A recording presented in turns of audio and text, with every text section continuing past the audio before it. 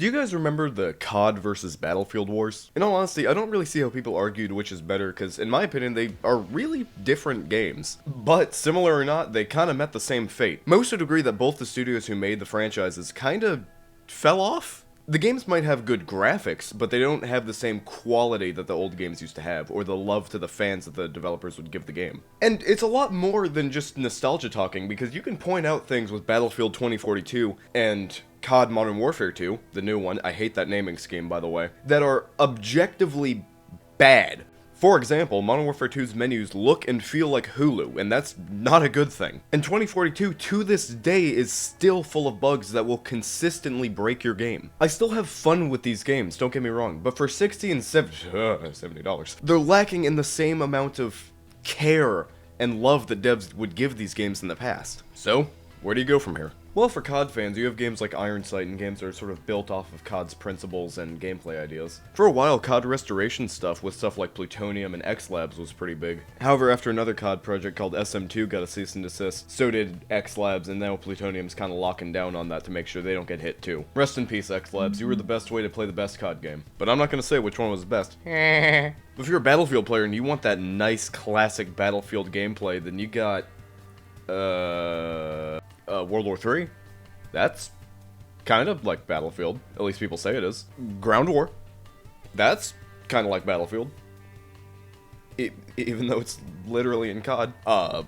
PlanetSide? No, actually, no, you don't get PlanetSide, no. Yeah, for Battlefield fans, you're kind of out of luck. There aren't really many games that encapsulate that old kind of Battlefield style that you had with Battlefield 3 and 4. That's not even to call those games old, it's just no one does that style anymore. Besides the three I mentioned, the closest thing you have is Squad, and you're not really able to do Battlefield-y kind of things in Squad, if you get what I'm saying. I think the fact of the matter is, COD is a much simpler game to replicate than Battlefield. And that's not to rip at COD or anything. Okay, maybe it is a little. But you get what I'm saying. So is Battlefield done for? Yeah.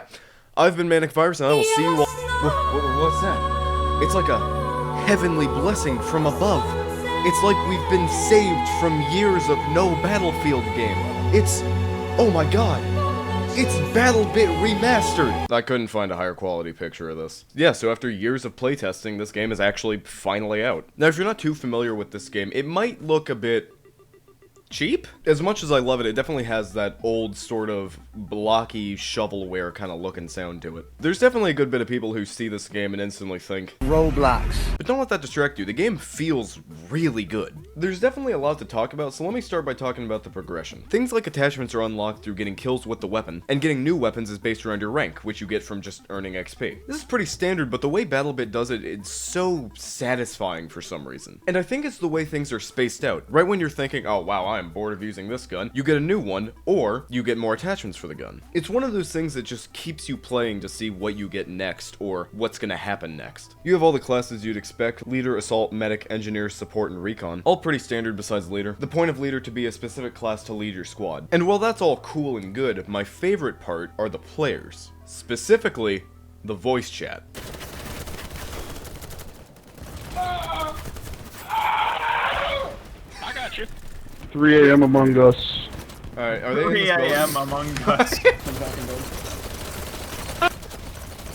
The game's proximity voice chat that allows you to talk to not only your friends, but also enemies is easily one of the best features. It really helps that no one takes this game seriously. You're never gonna have a guy in your lobby like, alright guys, listen up, we gotta assault through the ridge, go through the fields, and this should be really easy. If any of you disobey me, I will vote kick you.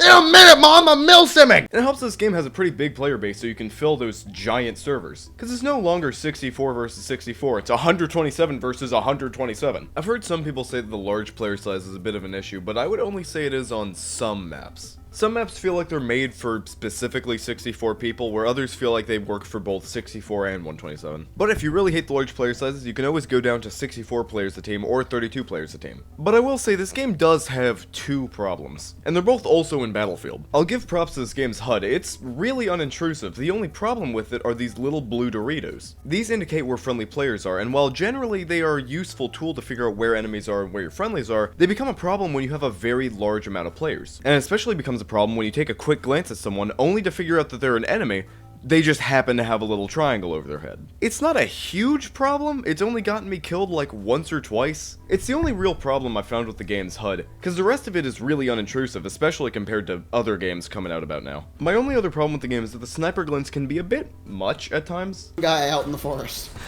What do you mean? What?